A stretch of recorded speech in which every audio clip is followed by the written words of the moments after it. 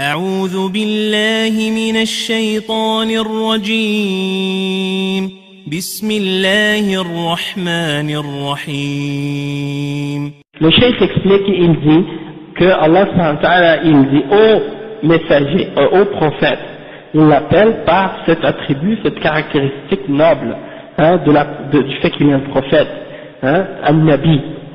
Allah subhanahu wa ta'ala, quand il s'adresse au prophète sallallahu alayhi wa sallam, il dit jamais, il l'appelle jamais par son nom, il l'appelle toujours par son titre, par son titre de noblesse ou de prophétie ou de messager. Il dit par exemple, ô prophète, il dit ô messager, ya ayyuhan nabi, ya ayyuhan rasoul. Et ça c'est pour nous donner en même temps les bonnes manières, comment on doit s'adresser au prophète sallallahu alayhi wa sallam quand on parle, quand on s'adresse au prophète Muhammad sallallahu alayhi wa sallam, comment les sahaba s'adressaient au prophète sallallahu alayhi wa sallam durant sa vie. Tandis que lorsque Allah subhanahu wa ta'ala informe ou parle du prophète sallallahu alayhi wa sallam, il mentionne son nom.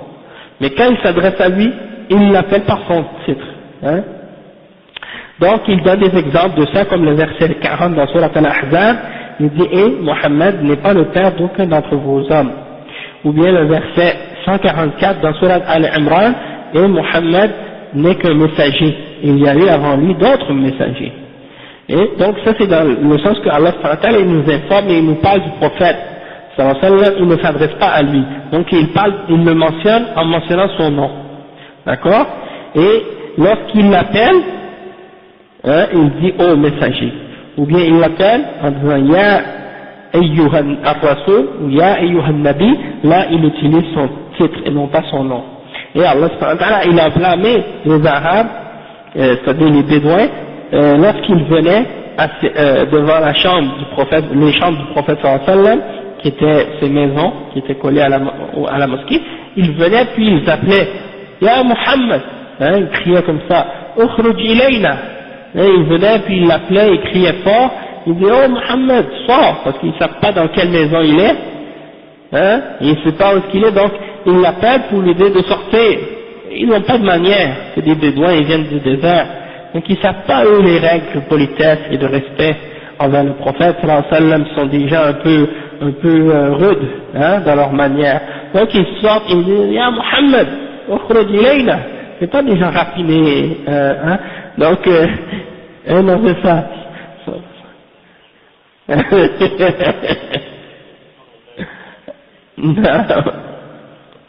Non, c'est ça. C'est comme le frère il dit, Mokhtar, il y a des exemples de la Mauritanie là, avec les gens du désert.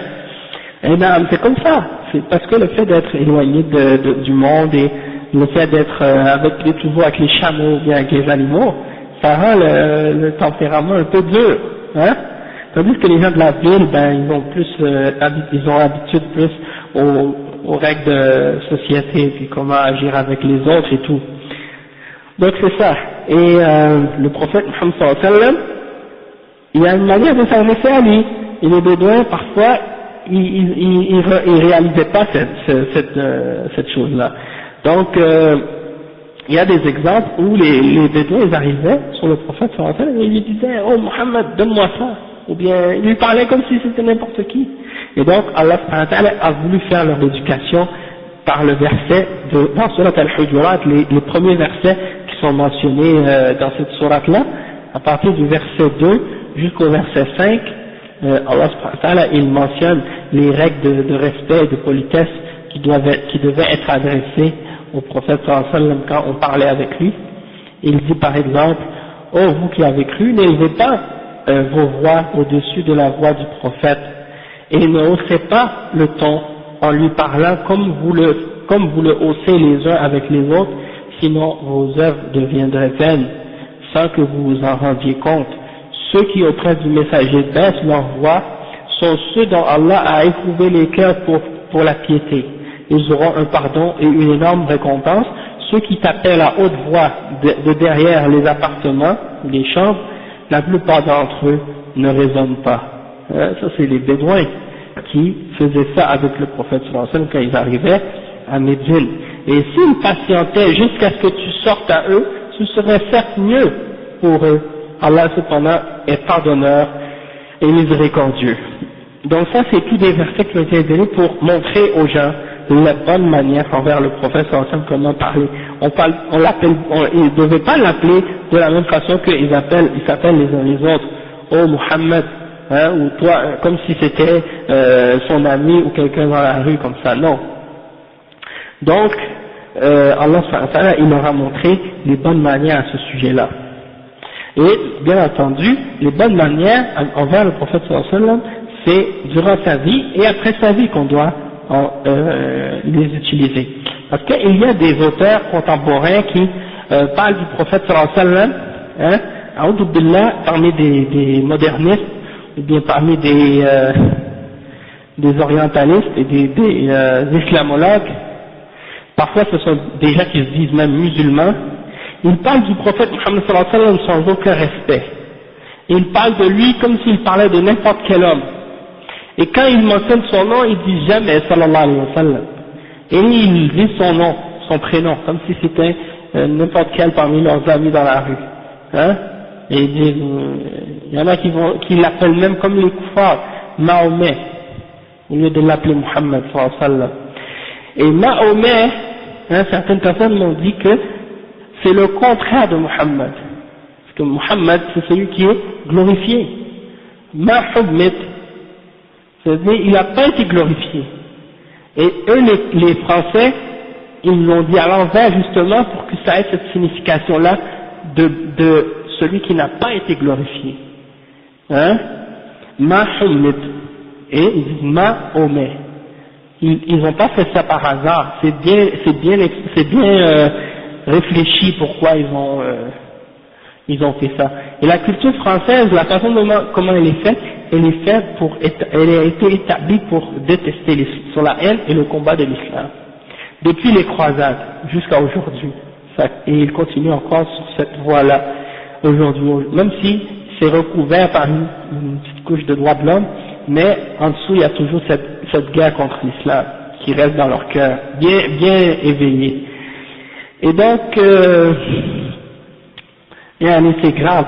Quand ils parlent du boxeur Cassius Clay, hein, ils sont capables de dire sans problème son nom, hein, Muhammad Ali. Mais quand ils parlent du prophète Muhammad sallallahu alayhi wa sallam, tout d'un coup, leur langue n'est plus capable de prononcer le nom Muhammad.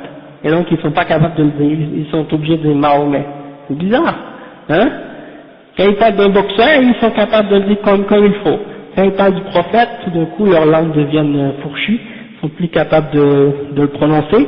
Donc c'est pour vous dire que ils utilisent ces termes-là. Et ils parlent du prophète sallallahu alayhi wa sallam, et même il y en a qui écrivent il y en a qui ont écrit des biographies du prophète Muhammad sallallahu alayhi wa sallam, et ils ont marqué Muhammad, The Life of Muhammad, en anglais. The Life of Muhammad. Ils ont même pas écrit sallallahu alayhi wa sallam, rien. Comme si c'est l'avis de n'importe qui. Et puis dans ce livre-là, ils ont même pas mis, il y en a un qui a écrit, je crois que c'est Mohammed Haykal en anglais. En tout cas, il nie les miracles du prophète sallallahu alayhi wa sallam. Il essaie de les nier. Et il y a ce courant-là parmi les orientalistes là. Et ils ont fait un documentaire, je ne sais pas c'est quelle chaîne qui a fait ce documentaire-là, mais c'est en français. Il parle du prophète sallallahu alayhi wa sallam et comment il était envers les femmes. Et je l'ai vu dans un site sur internet. En tout cas, c'est pour vous dire la façon dont il parle du prophète sallallahu alayhi wa sallam sans aucun respect, comme si les choses qu'ils disent à propos du prophète sallallahu alayhi wa sallam, des insultes et des mensonges. En tout cas, c'est grave. Ouais, non, c'est grave. Comment il parle du prophète sallallahu alayhi wa sallam et les choses qu'ils disent, et ce sont des gens qui se disent musulmans. Alors, quand vous voyez ces gens-là, vous voyez que c'est vraiment clair, c'est clair que c'est des gens qui n'ont aucun respect pour le prophète Muhammad sallallahu alayhi wa sallam. Et à la limite, c'est des insultes qu'ils disent. Quand ils parlent de lui, comment ils parlent de lui par rapport aux femmes et tout, comment ils décrivent son attitude envers les femmes. Ils parlent de lui comme si c'était pas un prophète, comme si c'était un homme ordinaire. Hein? Ils prennent même pas en considération que ce qu'il dit et ce qu'il fait, ça vient d'Allah subhanahu wa ta'ala, c'est Allah qui l'inspire, qui lui donne la révélation et qui le guide. Et il parle de lui comme s'il parlait de n'importe quel homme qui a fait des grandes choses, mais qu'il reste quand même comme étant pas un prophète. Donc c'est très grave, c'est très grave. Et il y a cette attitude-là parmi les gens de bid'a et parmi les kuffars et parmi les munafiqin, les orientalistes, les modernistes, ce courant moderniste surtout.